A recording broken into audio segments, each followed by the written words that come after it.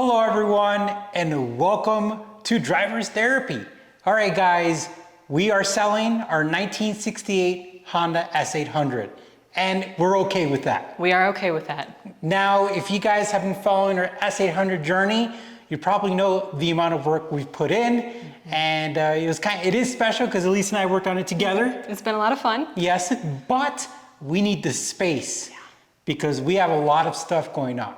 Elise is a new law student. Woohoo! She's an L1, which is cool. We're proud of that. So she's going to be busy. And honestly, I'm going to be looking at a different project, considering putting a deposit on a new car, very different from a 1968. But it's time for us to move on from this project because we're kind of at a, what would you call it? Kind of a dead end, honestly. A dead end. We could either get the engine rebuilt, but we're in line for it, which could be another year. Could be from $15,000 to $20,000, or we look for another car that we disassemble and try to put this one together. And who knows when that might happen. Yeah, and honestly, this car, we have so much parts for this. There's like duplicates everywhere. Like you guys can't see it, but there's parts on the floor, on the shelf, in our closets inside the house.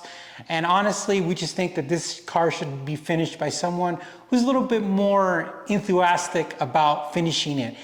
I've kind of gotten to a point where I don't want to spend that much money on a car that I think is going to need more than that, because that's just for the engine. We don't know what the situation is on the drivetrain. We don't know if it's going to have little electronic gremlins, and we're missing brake lines. So really, this is just one of those projects that we think somebody else is going to finish it, and we've gotten far and we've learned a lot. A lot, yes. I mean, a ton, a ton. So that learning process has a lot of value. Just to tell you guys, we learned how to ship a car internationally. We learned how to get bolts resined. We learned how to replace chassis bushings. We learned about single stage paint. We learned about chrome. I've never dealt with chrome. So much chrome. Yeah, we got the headlights re-chromed. We learned about that you could fix twisted metal. That's a good show, by the way. Elise found out how to get keys for a gas cap with no keys. Yes, found somebody who was able to make that happen, which was awesome. Yeah, how to put a car on dollies. We've never done that before. Did a lot of stuff. How to actually look at a parts catalog and really dive deep into it and try to understand how things are put together. We disassembled the gauge cluster. Ryan helped us a lot with powder coating stuff. We got carpet from an original Porsche carpet, whatever it's called. So we've done a lot, but we're getting rid of this.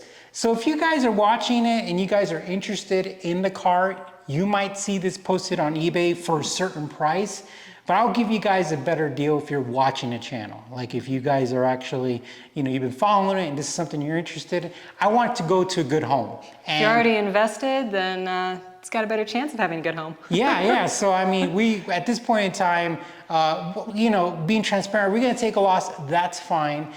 Because to be honest with you, I don't think so, because there's a lot of learning that came from it, which has a lot of value, that has already paid off in some of the stuff that I've already done to other cars.